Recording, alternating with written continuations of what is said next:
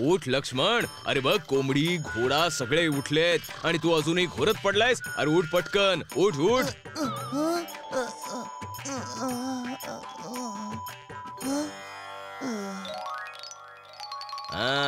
इतक्या सकाळी सकाळी तुम्ही तयार होऊन कुठे चालला आहात बाबा?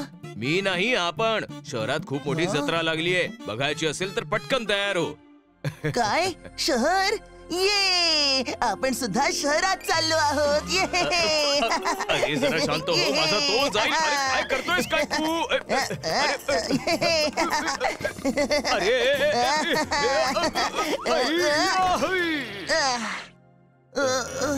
क्षमा करा बाबा, मी लगेच तयार होऊन येतो.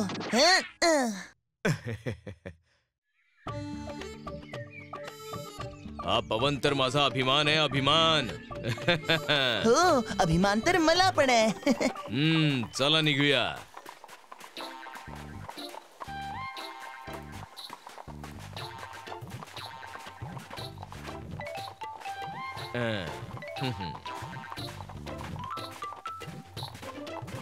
अरे काय माणसं आहेत ही. सोबत घोडा असताना देखील पायी चालत जात आहेत.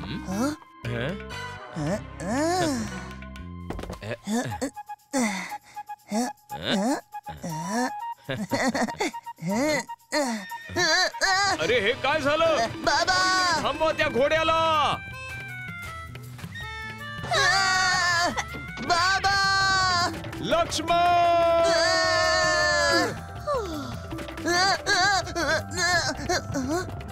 अरे वा, घोडेस्वारीचा आनंदच निराळा आहे.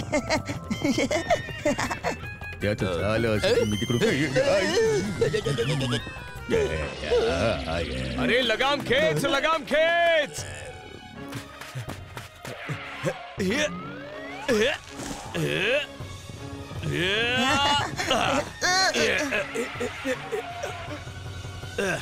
पकडलं. आता कुठेही पळून जाऊ शकणार नाहीस. बरं झालं हा थांबला बाबा, नाहीतर तुमच्या आधी मीच शहर पाहिलं असतं.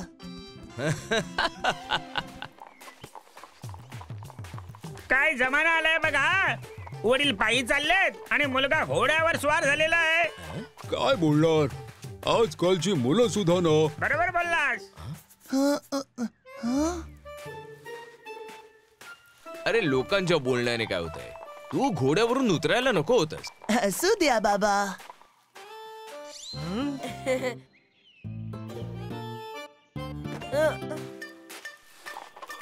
ए चल चल, खाली उतर चल. लहान मुलगा पायी चालतोय आणि स्वतः मात्र राजासारखा घोड्यावर स्वार होऊन चाललायस का? चल उतर खाली. अरे नाही नाही, तुमचा गैरसमज होतोय काका. चुप, एकदम चुप. अजून काही बोलायचं नाही. यापुढे जर मुलाला पायी चालवलंस आणि स्वतः घोड्यावर बसलास तर असं उचलेन आणि असं पाडेल तुला, कळलं काय? माझी कंबर आणि पोट.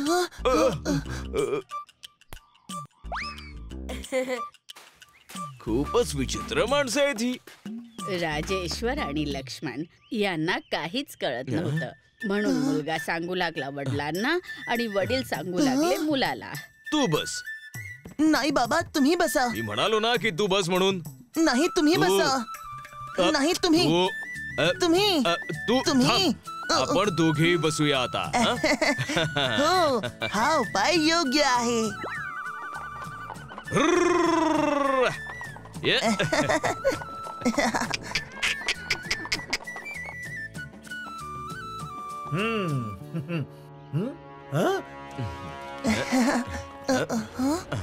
अरे अरे काय त्रास आहे हा आता? त्रास हा नाही, तुम्ही देत आहात. बिचारा बोलू शकत नाही तरी ह्याचे हावभाव तरी समजून घ्या. बघा तरी, तुम्हा दोघांचं वजन उचलून उचलून बिचारा केवढा थकलाय. निर्दयी कुठचे. क्षमा कर दादा, तुम्ही तर आमचे डोळे उघडलेत. या बिचाऱ्यासोबत आम्ही खूपच अन्याय केलाय. याने आमचं वजन खूप वेळ उचललं, आता आम्ही याला उचलू.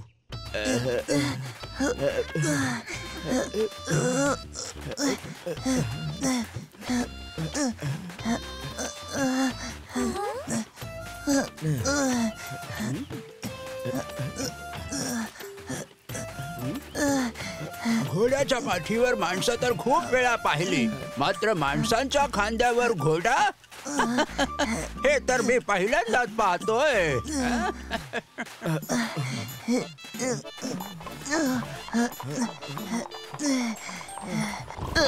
अरे आता ह्याला काय झालं?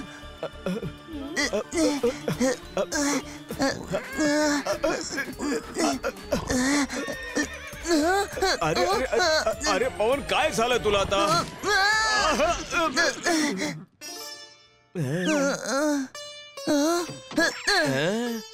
बाबा तुम्हाला लागलं तर नाही ना? अरे पळ बाळा, पळ!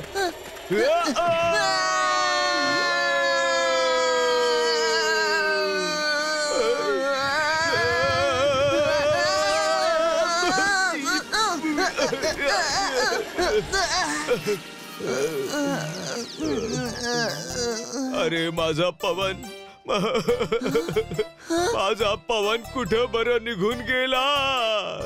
तुझा पवन तर त्या दिशेने उडून गेला. आता आपण शहरात कसं जायचं? जसा पवन गेला तसा चालत. काय?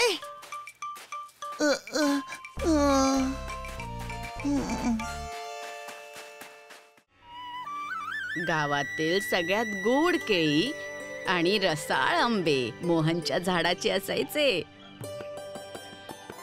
यंदा खूप चांगलं पीक आलंय वासंती. यावेळी यांना विजयनगरच्या मोठ्या बाजारात विकल्यावर आपल्याला खूपच फायदा होईल.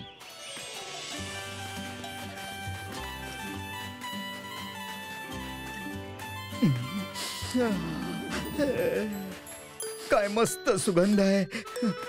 मला 2 नाही, किलो मला आंबे द्या. द्या. आधी मला द्या. दोन किलो. मी आधी लवकर आलोय, द्या. मला आधी द्या. कोणी 1 किलो आंबे घेतले तर कोणी 2 आणि कोणी केळी.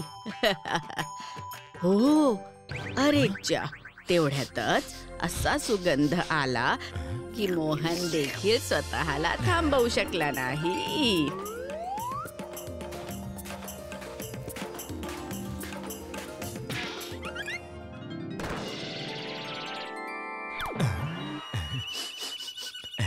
हे माझं आहे. काय आहे ह्याच्यात ते तरी पाहू. पायसम.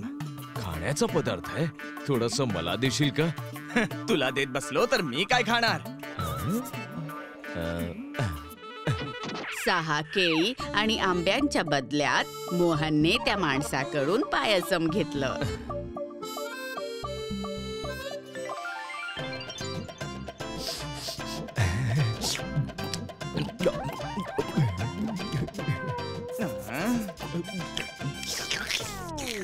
अजून आहे का? अजून हवं असेल तर स्वतः बनव ना घरात. कसं बनवतात ते?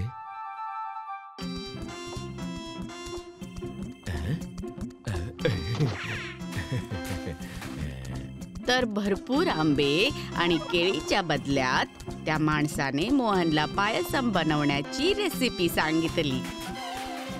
वासंती, वासंती, अगं वासंती, ऐक तरी. खूप खुश दिसताय. आज खूप नफा झाला की काय? नफ्याचं सोड. आज मी एक असा पदार्थ खाऊन आलोय की माझं मन प्रसन्न, तब्येत खुश आणि आत्मा अस्वस्थ झालाय. थांब, तुला दाखवतो मी. ही घातली साखर, हे घातलं तूप, हं? हे घातले काजू आणि मनुका आणि तयार झालं हे पायसम. पण हे भांड तर रिकामं आहे. पण माझं डोकं रिकामं नाहीये वासंती. बघ, मी बनवण्याचं सगळं सामान घेऊन आलोय. फक्त तू आता फटाफट बनवून टाक. पण लाकडच नाहीयेत. हा, मी घेऊन आलो.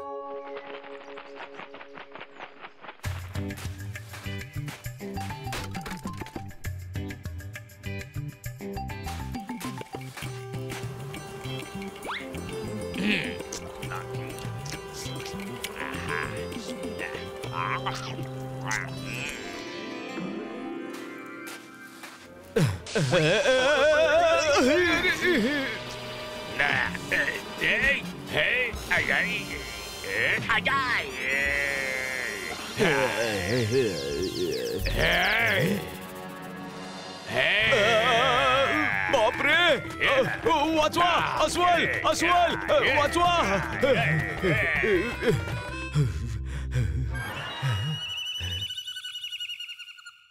माझ्या हातून चूक झाली, वाचवा. आज नाही अस्वल बुवा, आज मला जेवायचंय. तुम्हाला नाही नाही नाही अस्वल बुवा, मी तर पायसम बद्दल बोलत होतो. सगळी चूक माझीच आहे. मी पायसम खाण्याबद्दल विचारच केला नसता तर जंगलात लाकडं घ्यायला आलोच नसतो आणि पाय घसरून पडलो नसतो आणि तुम्हाला दुखापत देखील झाली नसती. माझं पायसम खाण्याचं स्वप्न स्वप्नच राहणार वाटतं. पायसम? हे पायसम काय सरे? पायसम? पायसमची चव, वा वा वा वा वा वा. पायसमचा सुगंध. ज्याने पायसम नाही खाल्लं त्याने काय खाल्लं? हे बोलणार अस्वल अस्सल खवय्या होता. पायसम मला पण खायचंय. मला खायला घालशील ना? मात्र त्यासाठी आणखी लाकडं लागतील. पायसमचा भाग 100-200 तुला हवी तेवढी लाकडं आणून देईन मी. नाही नाही नाही, फक्त 500 पुरुषी होतील. इतकी लाकडं तर महिनाभर पण पुरतील. ठरलं तर मग. काय अस्वल? अहो, लोक मित्रांना नातेवाईकांना आमंत्रण देतात, तुम्ही अस्वलाला देऊन आलात? ओहो हो, बिचारी वासंती तरी काय करणार, लागली कामाला पाहुण्यांकरिता पायसम बनवण्यासाठी.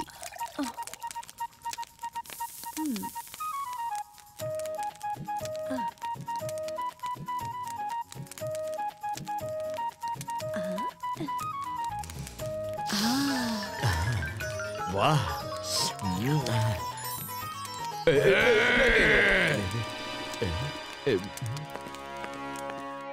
पायसम तयार होतं. आता फक्त पाहुण्याची वाट पाहायची होती. पायसमचा सुगंध तर इथवर येतोय, मला तर राहवतच नाहीये.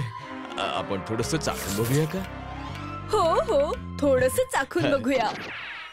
झाकण उघडताच सुक्या मेव्यासोबत केशराचा असा सुगंध आला की दोघांना स्वतःला थांबवणं अशक्य झालं. चमच्याऐवजी आता वाटी आली, ती गेली, मग प्लेट आणि मग पायसमचं भांडच. आणि ते दोघं खातच सुटले.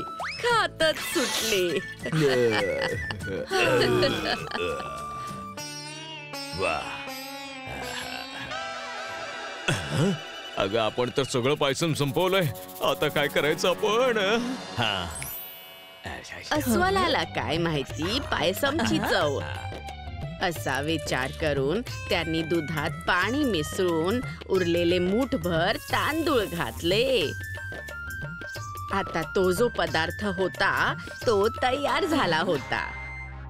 दोघांनी विचार केला की जर ते घरातच नसले तर पदार्थ आवडो किंवा न आवडो, अस्वल त्यांचं काय करू शकणार होतं.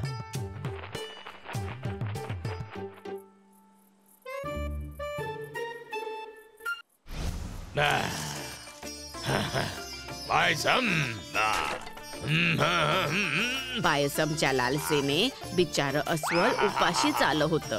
येताच तो पायसम खाऊ लागला.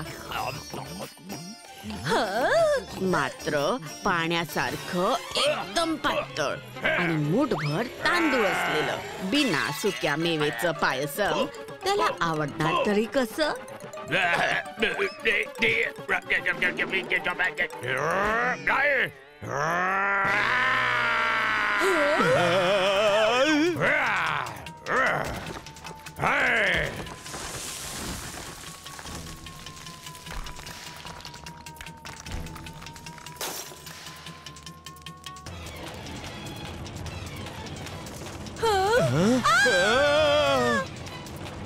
पळून कुठे जाशील? सोडणार नाही मी.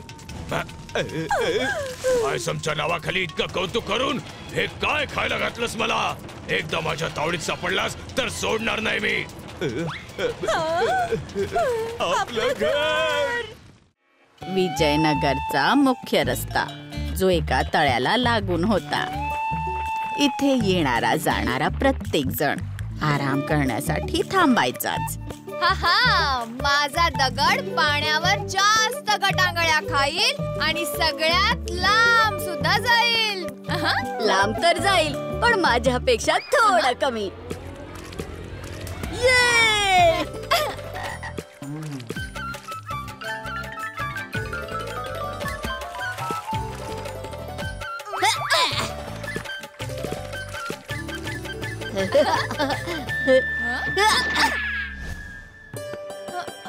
हा कसला दगड आहे?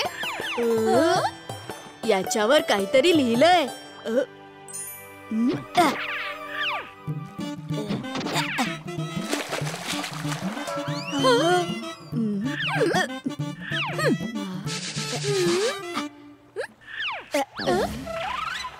ए पोट्या हो, ह्या तळ्यापाशी तुम्ही काहून उलट्या पुलट्या उड्या मारून राहिले? हा सांगा सांगा. चला निघा आपापल्या घरी. आम्ही उलट्या उड्या यासाठी मारत आहोत जेणेकरून या दगडावर कोरलेले चित्र आम्हाला नीट दिसेल. चित्र? पोट्या बाजूला व्हाय ना, तू पण बाजूला व्हाय.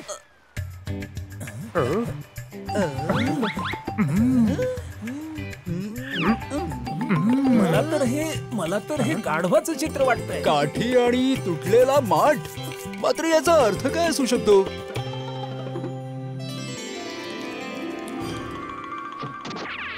हा पहा गाढव आणि काठी.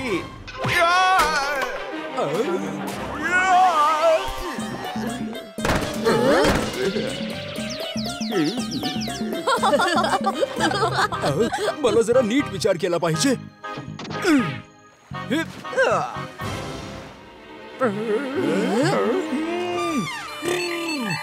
हे आहे तरी काय? हा, आश्रमातल्या गुरुजींना विचारूया. गुरुजी तर तीर्थयात्रेला गेले आहेत. काय? गुरुजी बाहेर गेले तर मग शिष्यालाच आपला प्रश्न विचारूया. तुम्ही आमच्या सोबत येऊ शकता का शिष्य वेदपालजी? संधी चांगली आहे. माझे काम या गावकऱ्यांकडून करून घेतो. अरे आश्रमात खूप काम बाकी आहे, ते कोण करेल? ठीक आहे तर तुमचं काम आम्ही करू. हो ठीक आहे, यांचं काम आपण पटापट पूर्ण करून देऊया.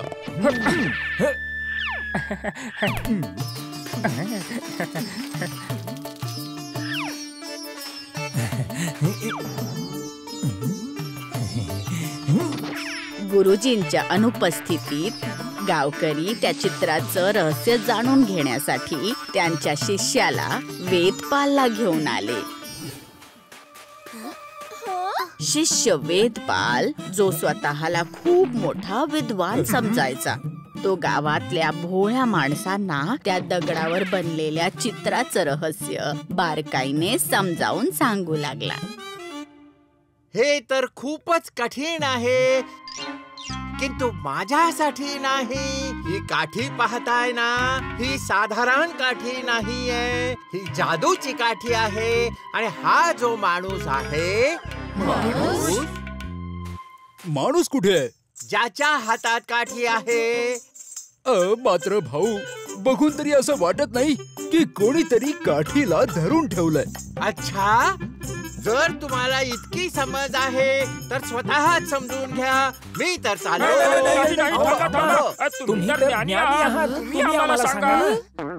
हो हो सांगतो. हा माणूस ज्याच्या हातात ही जादूची काठी आहे, हा कोणी सामान्य माणूस नाही. हे विजयनगरचे नायक आहेत, नायक. यांनी अनेक वर्षांपूर्वी विजयनगरचं संरक्षण करताना स्वतःचे प्राण त्यागले.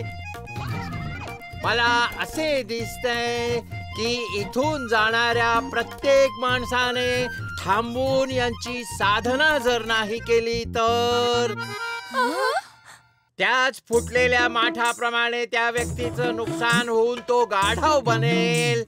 दगड तर बोलत नाही. आता लोकांनी त्याच्या बोलण्यावर विश्वास ठेवला आणि त्या दगडाचा पुजारी आश्रमाचा शिष्य वेदपाल यालाच बनवण्यात आलं. तो तिथे वेडे वाकडे मंत्र बोलत राहायचा. या दगडाला दुधाने अभिषेक घाला. हो हो, तुम्ही सांगाल तसं करतो ना. बस बस खूप झाले, दूध इथे द्या. होय होय. काही महिने हा प्रकार असाच चालू होता, जोपर्यंत आश्रमाचे गुरुजी तीर्थयात्रेवरून परत आले नाहीत.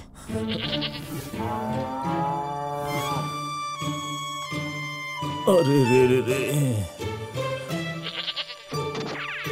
माझे प्रिय प्राणी आणि पक्षी, आश्रमाची ही दुर्दशा.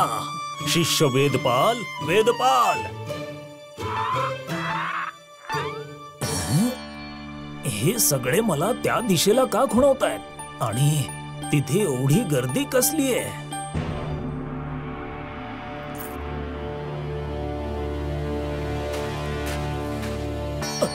अरे हे काय?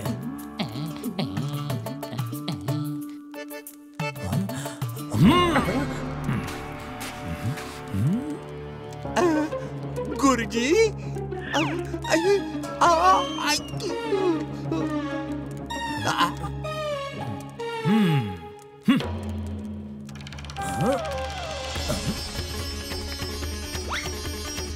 अरे हे काय करताय? कोणीतरी थांबवा ना यांना. आम्ही हे नाही होऊ देणार. हा, आम्ही आमच्या पूज्य देवाला नाही तोडू देणार, सांगून ठेवतो. असं होय? अरे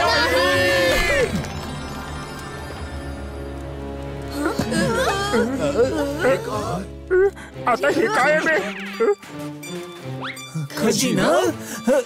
दगडावरचं चित्र आपल्याला हे सांगत होतं की मी एखाद्या काठीच्या वापराने याला तोडल्यावर तुम्हाला खजिना मिळेल. असं न करणारा गाढवच असेल. परंतु आम्हाला तर तुम्ही स्वतःच्या बुद्धीचा वापर न करता डोळे झाकून जर दुसऱ्यावर विश्वास ठेवला तर तुम्ही देखील असेच मूर्ख बनाल. क्षमा करा गुरुदेव. हा खजिना या गावचा आहे, त्यामुळे याचा वापर रस्त्याची डागडुजी करण्यासाठी करण्यात येईल, जेणेकरून शहरात जाणाऱ्या लोकांची गैरसोय होणार. If you like this video, subscribe to our channel Murthy Media.